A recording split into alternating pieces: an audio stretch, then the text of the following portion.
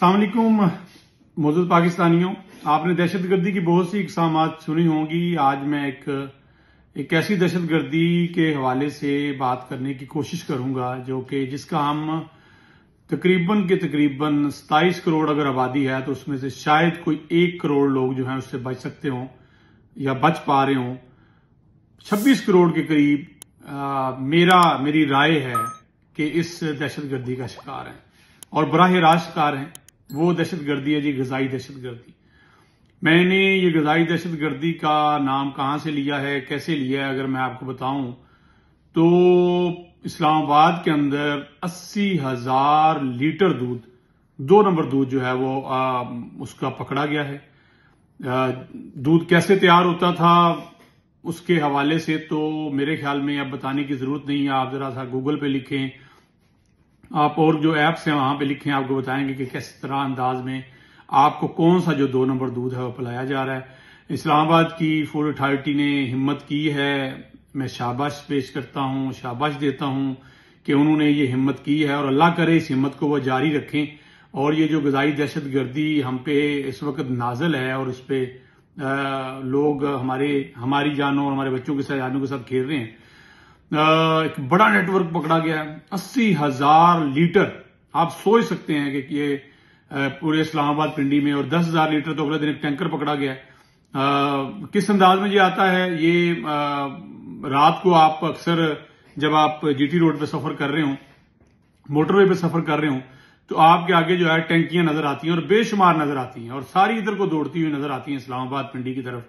और ये टैंकर जो है रातों रात आपके जो गली मोहल्ले में दुकानों वाले हैं जहां लिखा हुआ खालिस दूध आपको मिलता है वहां पे पहुंच जाती हैं और दूध जो है वो बढ़ जाता है। हर कोई अपने अपने जरूरत के मुताबिक अपनी दुकान पे ले जाता है और सुबह जब आप उठते हैं तो आपको खालिस दूध के नाम पे वो दूध मिल रहा होता है। और इसमें आपको दूध 2 नंबर जो बन रहा है वो तो आपको पता चल गया, फिर भी मैं आपसे शेयर कर दूं। इसमें एक तो पानी की मिलावट, वो तो बड़ी पुराना फार्मूला था, चले उसमें कुछ शर्म या थी, कोई पानी कम मिलाता था, कोई ज्यादा मिलाता था।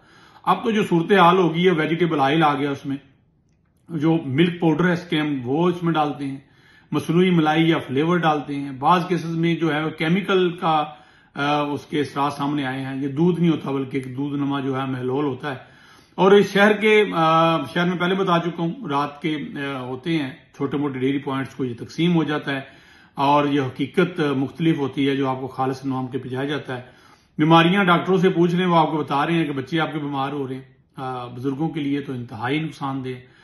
कमजोरी ये दूध जो है इसकी समझा जाता था मजबूती के लिए, ताकत के लिए, लेकिन अब आप जो दूध पी रहे हैं वो आपको सेहतमंद नहीं कर रहा, वो कमजोर कर रहा है।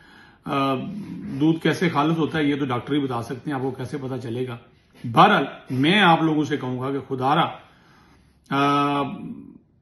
इर्द गिर्द देखिए, लेकिन मैं आपको भी क्या कहूं, आप भी क्या करें। ये तो हुकूमत का काम है कि जो लोगों को मिल रहा क्या सही है।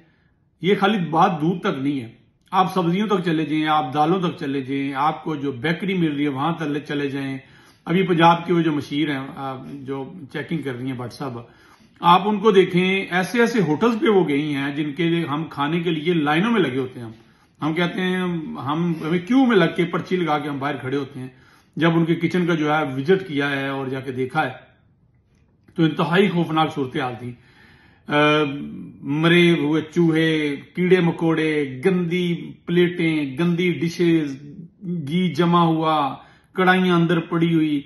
और डेफिनेटली जब वो बाहर आता है वो तो आपके सामने एक बड़ा खूबसूरत सा वो करके आपको मिल जाता है।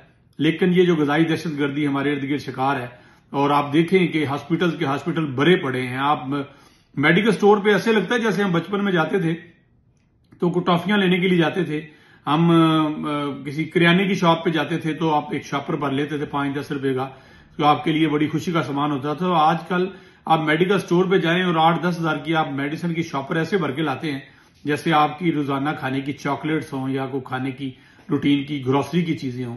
तो वो भरे हुए हैं, हॉस्पिटल भरे हुए हैं, बीमारियों के ऐसे ऐसे नाम आ गए हैं, ऐसी ऐसी आ गई चीजें कि आप समझ नहीं पा रहे उसकी वजह क्या है। ये जो ग़िज़ाई दहशत गर्दी हो रही है, तो जहां हमारी हुकूमत या हमारे अदारे जो हैं इस दहशत गर्दी से लड़ रहे हैं जिसमें को खुदकुश आता है और लोगों की जान ले लेता है, تو یہاں تو آپ کی پوری آبادی جو ہے وہ اسٹیک پہ لگی ہوئی ہے. یہ جو غذائی دہشت گردی ہے اس کو روکنے کا ذمہ دار کون ہے؟ یہ جو اتھارٹیز ہیں کیا اسی طرح کام کرتی رہیں گی؟ اگر کر رہی ہیں تو اچھی بات ہے، اور ماضی میں نہیں کیا تو اس کی ذمہ دار بھی یہی ہیں. آج اتنے برانڈ، اتنی چیزیں، اتنے ہوٹل کھل چکے ہیں کہ خدا کی پناہ کیا اس عملے کو بڑھانے کی ضرورت نہیں؟ اور اگر عملہ اگر موجود بھی ہے تو کیا وہ کام کر رہا ہے؟ پراپر کام کر رہا ہے؟ جرمانہ کتنا کر رہا ہے؟ جرمانہ بھی کیوں کر رہا ہے؟ یہ ہوٹل بند کیوں نہیں کیا جاتا؟ بین کیوں نہیں کیا جاتا کہ آئندہ کے بعد آپ نے ہوٹلنگ کا کام ہی نہیں کرنا؟ ہوٹلنگ کا کام وہی کرے گا جو اس کا کچن صاف ہوگا، دودھ وہی بیچے گا جس کا دودھ خالص ہوگا. تو خدا را اس غذائی دہشت گردی پہ بھی غور کیجئے. ادھر ادھر تو باتیں اب روزانہ ہوتی ہیں، روزانہ ایک دوسرے کے خلاف ہم بیان بازی، سیاسی بیان بازی چل رہی ہوتی ہے. تو حکومت سے میں یہ بھی کہوں گا کہ ذرا اس طرف بھی دھیان دیں. اچھا لگے تو آپ شیئر کیجئے گا.